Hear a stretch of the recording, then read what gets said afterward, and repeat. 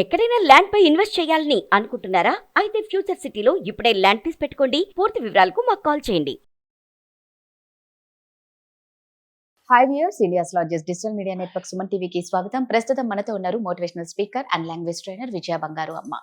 So మన వాళ్ళు, మన ఇండియన్స్ అమెరికాకు వెళ్ళి అదర్ కంట్రీస్కి వెళ్ళి చాలా స్ట్రగుల్ అవుతున్నారని అందరికీ తెలుసు. మరి మొన్న జరిగిన ఒక షాప్ లిఫ్టింగ్, అక్కడికి వెళ్ళిన ఒక యువతి తను చేసిన దొంగతనం గురించి, అసలు అక్కడ ఎలా ఉంది, ఆమెకి ఎలాంటి శిక్షలు ఉంటాయి, అసలు ఏమైందో ఒకసారి అమ్మని అడిగి తెలుసుకుందాం. అమ్మ నమస్తే. నమస్తే.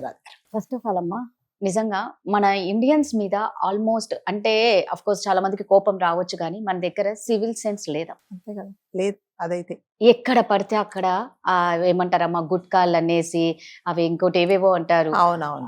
అవన్నీ ఉమ్ము ఉయ్యడాలు, కానీ ఒక ట్రాఫిక్ రూల్స్ ఉండవు మన దగ్గర. ఉండవు. లెఫ్ట్ చూపించి రైట్ కి వెళ్ళిపోతారు.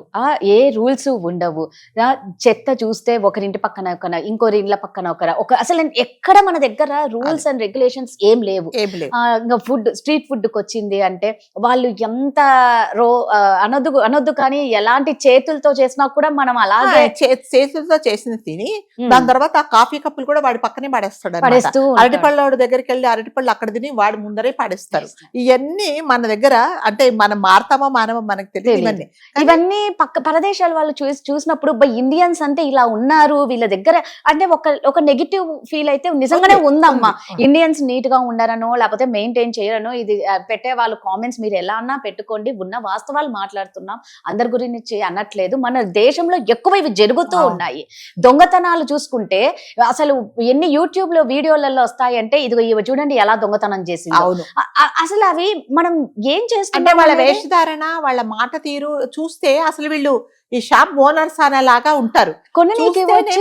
ఇలాంటి పనులు పిల్లల్ని పక్కన పెట్టుకొని వీళ్ళు ఇలా దొంగతనాలు చేస్తూ ఉంటారు. అంటే మన ఇండియాలో ఇలా ఉంది.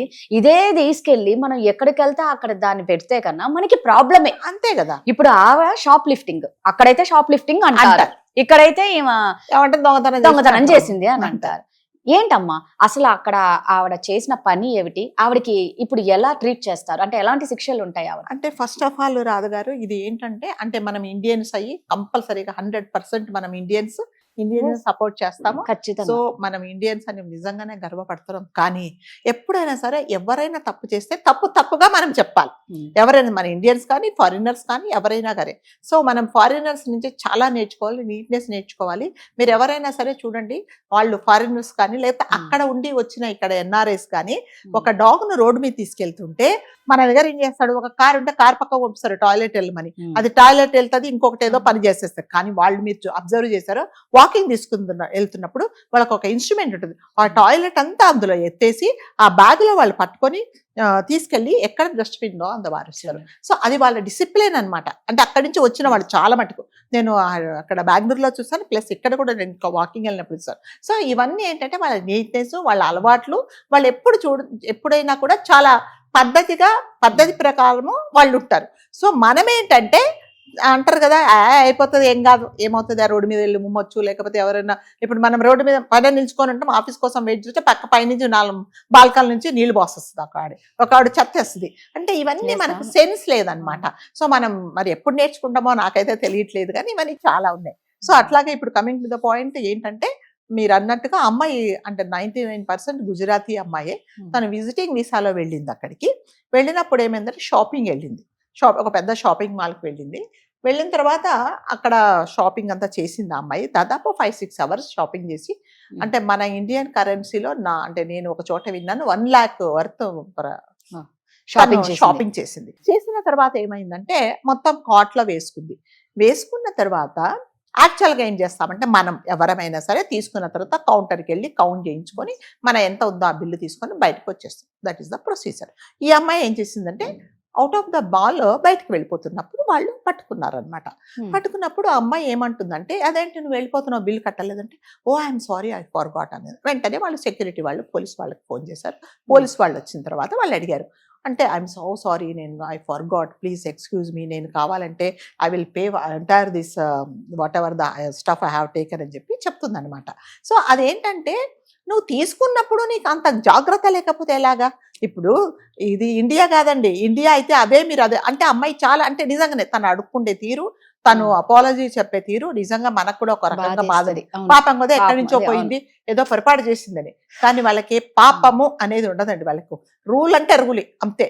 అదే మన ఇండియాలో అలా జరిగిందని, ఆడపిల్ల ఏదో పొరపాటున చేసింది, దానికే పెద్ద ఇష్యూ చేస్తున్నారు, డబ్బులు పే చేస్తున్నారు, వెళ్ళిపోమని చెప్పండి, ఇదంతా ఎందుకు చేస్తున్నారని మాట్లాడతాం. కానీ అక్కడ కాదండి, అక్కడ రూల్ అంటే రూలే. అంటే ఇప్పుడు ఇక్కడ ఎవరన్నా పట్టుకుంటే నువ్వు వెంటనే, ఇప్పుడు ఆమె ఏమంటుందంటే మా హస్బెండ్ బయట వెయిట్ చేస్తున్నాడు, నేను మా హస్బెండ్తో మాట్లాడతానంటే కూడా వాళ్ళు అలౌ చేయలేదండి. వాళ్ళు అలౌ చేయకుండా నిన్ను తీసుకెళ్తాము, నేను అరెస్ట్ చేసిన తర్వాత అక్కడ పోయిన తర్వాత నువ్వు మీ హస్బెండ్తో మాట్లాడుకో, అలా హస్బెండ్తో మాట్లాడడానికి వీలు లేదని కూడా వాళ్ళు చెప్తున్నారు. అదే మన విషయంలో హస్బెండ్ బయట వేసి ఇదేంటి ఇంకా రాలేదంటే ఎవరో చెప్తారు కదా, అదిగో మీ ఆవిడ బయట పట్టుకున్నట్టే వెంటనే ఎవరికో తెలిసిన వాళ్ళకి వార్డు ఎక్కడి నుంచి కౌన్సిలర్ దగ్గర నుంచి మినిస్టర్ వరకు ఆయన లెవెల్ ఏది ఉందో ఆ లెవెల్లో ఫోన్ చేస్తాడు, ఎవరో ఒకరు ఫోన్ చేస్తారు, ఆవిడ బయటకు వచ్చేస్తుంది. కానీ అక్కడ కాదు, అక్కడ అలాంటివి ఏమీ లేదండి. అలాంటి ఎటువంటి ఇన్ఫ్లుయెన్స్, ఎటువంటి ఫోన్ కాల్స్ అక్కడ పనిచేయు. ప్రొసీజర్ వైజ్ వాళ్ళు పోలీస్ స్టేషన్ తీసుకెళ్తారు, అరెస్ట్ చేస్తారు, కేసు ఫైల్ చేస్తారు, కోర్టుకి తీసుకెళ్తారు. అక్కడ మీరు చెప్పుకోవాల్సింది చెప్పుకొని అక్కడ ఏమున్నదో అక్కడ ఫైనలైజ్ చేస్తారు. అసలు ప్రొసీజర్ అది.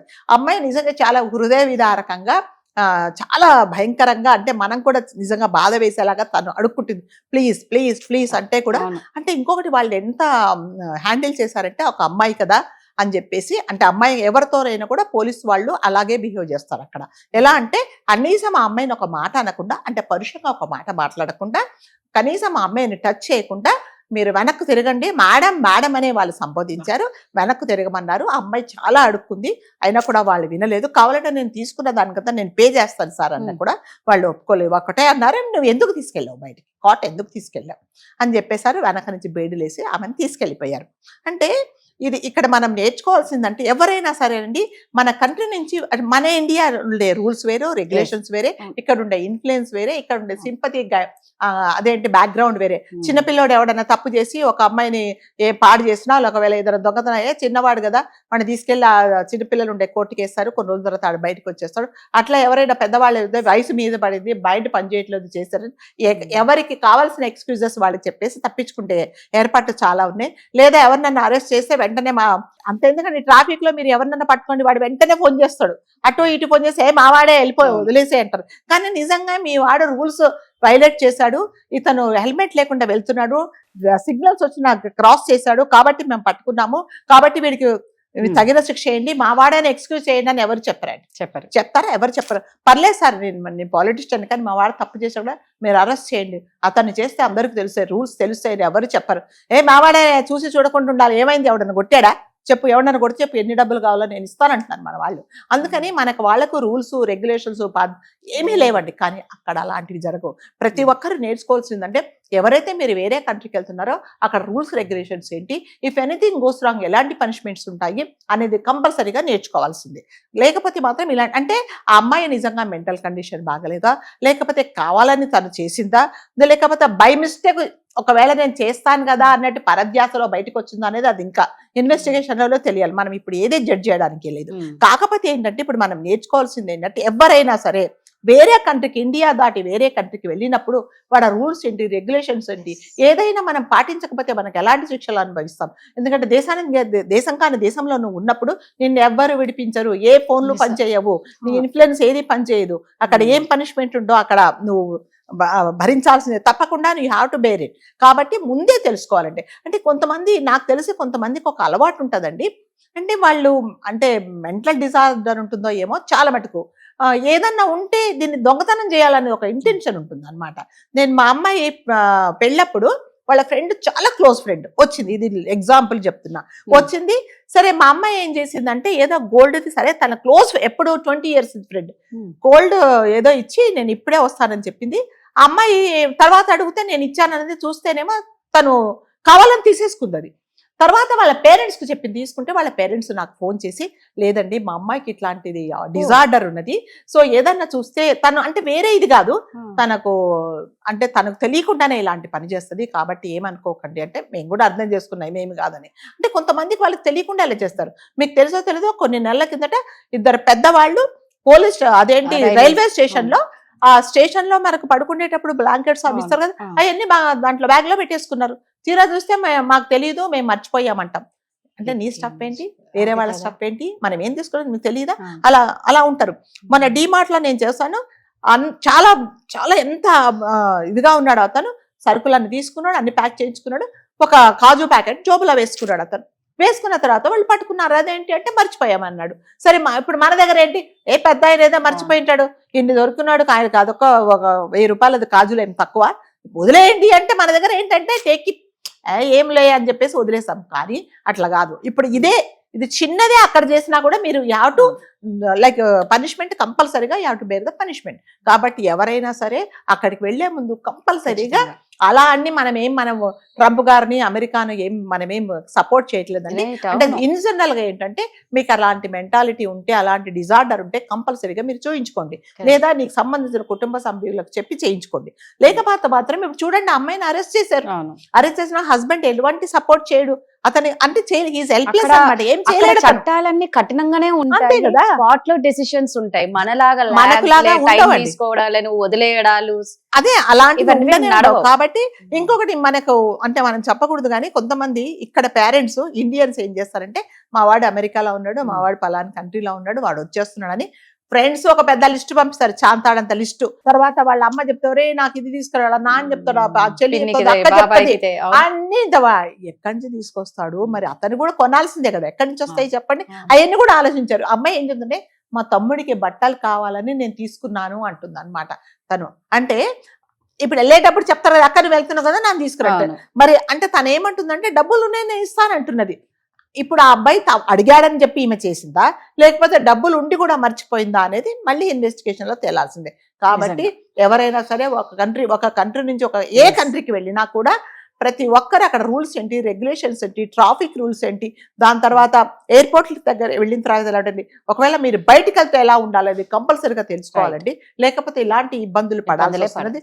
ఎస్, వాళ్ళు ట్రీట్ చేసింది మాత్రం నిజంగానే అది జెంటిల్ గా, చాలా చాలా జెంటిల్ గా ట్రీట్ చేశారు. అది ప్రూవ్ అయితే మాత్రం మరి ఎలాంటి శిక్షలు పడతాయో మనకైతే ఐడియా లేదు. కాకపోతే ఏంటంటే ప్రతి ఒక్కరికి మనం చెప్పే అడ్వైజ్ అంటే, మీరు వెళ్లే ముందు మీ వీసాగా రాగానే ప్రతి ఒక్కరు మీరు తెలుసుకోండి, నేను పలాని కంట్రీకి వెళ్తున్నాను, నేను పబ్లిక్ వెళ్తున్నప్పుడు నేను ఎలా ఉండాలి అనేది మీరు కంపల్సరీగా తెలుసుకోవాలి. లేకపోతే ఇప్పుడు చూడండి, ఆ అమ్మాయి తరపున కుటుంబం అంతా బాధపడుతుంది. ఇంకొకటి ఏమంటారంటే, మీ ఇండియన్స్ ఇలాగే అని ఒక మనకి ఒక పెద్ద బ్యాడ్ నేమ్ వస్తుంది. మీ ఇండియన్స్ ఇంతేనా అని అంటే అతను అడుగుతున్నాడు, sir I will go back to India అంటే అతను అడిగాడు, నువ్వు వెళ్ళి ఇదే పని చేస్తావా అని అడిగాడు అనమాట. ఎంత తప్పు చెప్పండి. ఇండియన్స్ అంటే వాళ్ళకి ఒక చిన్న చూపు. ముందే ఇండియన్స్ అంటే ఎక్కడన్నా మీరు ఫారిన్ కంట్రీ కంటే మన మెంటాలిటీ ఏంటంటే, ఈవెన్ దో మనకి ఎన్ని డబ్బులు ఉన్నా బేరాలు చేస్తాం. మీరు ఇండియన్స్ ఎప్పుడు బేరాలు చేస్తారో అది ఒకటి ముద్ర. సరే, అది మన ఫైనాన్షియల్ స్టేటస్. మనం నిజంగా బేరాలు, నువ్వు 1000 రూపాయలు అంటే నేను 1000 రూపాయలు కలను కనీసం 900 నుంచి మొదలు పెడతాం, అది కరెక్టే. ఎవరో మరి అంటే పెద్ద పెద్ద మార్సులు అయితే మనమేం బేరాలు చేయము. రోడ్డు మీద అరటిపళ్ళు అమ్మే వాడి దగ్గర మాత్రం 50 రూపాయలు డబ్బులు 35 రూపాయలకి ఇస్తామని అడుగుతాము. ఇంకా కొంతమంది అదేంటి రోడ్డు మీద బెగ్గర్స్ కు 10 రూపాయలు, అందులోంచి 5 రూపాయలు తీసుకుంటారు. గుడికి వెళ్ళి దక్షిణ వేసేటప్పుడు కూడా అందులోంచి పూజారి గారి నుంచి అందులోంచి 5 రూపాయలు తీసుకుంటారు. అంతే, ఇంక మనని ఎవరు మారవలేరు. కానీ అక్కడ అట్లా కాదు. కాబట్టి ఎప్పుడైనా సరే మన సలహా ప్రతి ఒక్కరికి ఇచ్చేదంటే, దయచేసి మీ ఫ్రెండ్స్ గానీ మీ పిల్లలు గానీ అమెరికాలో ఉన్నప్పుడు వాళ్ళు వచ్చేటప్పుడు పెద్ద పెద్ద లిస్టులు ఇవ్వకండి. వాళ్ళు చాలా ఇబ్బందులు పడతారు. ఎన్నో పనులు చేసుకొని మీ కోరికలు తీర్చడానికి లిస్టు తీసుకురావాల్సి వస్తుంది. అట్లాగే అక్కడికి వెళ్లే వాళ్ళు కూడా దయచేసి రూల్స్ రెగ్యులేషన్స్ ఏంటో తెలుసుకుంటే, ఇప్పుడు నిజంగానే అమ్మాయి తెలుసుకోనుంటే ఈ పని చేసేది కాదేమో. తను ఏమనుకుందంటే బయటకు మర్చిపోయాను కదా, వీళ్ళు ఎక్స్క్యూజ్ చేస్తారు అనుకున్నది. కానీ వాళ్ళైతే ఎక్స్క్యూజ్ ప్రతి ఒక్కటి ప్రాసిక్యూట్ చేస్తారు. కాబట్టి దయచేసి వెళ్లే ముందు, చేసే ముందు జాగ్రత్తగా ఉండండి. అదండి, మనం ఒకరి ఇంటికి వెళ్లే ముందు ఎంత జాగ్రత్తగా ఉండాలో, ఒక దేశానికి వెళ్ళినప్పుడు కూడా, పరదేశానికి వెళ్ళినప్పుడు కూడా అంతే జాగ్రత్తగా ఉండడం చాలా మంచిది. Thank you.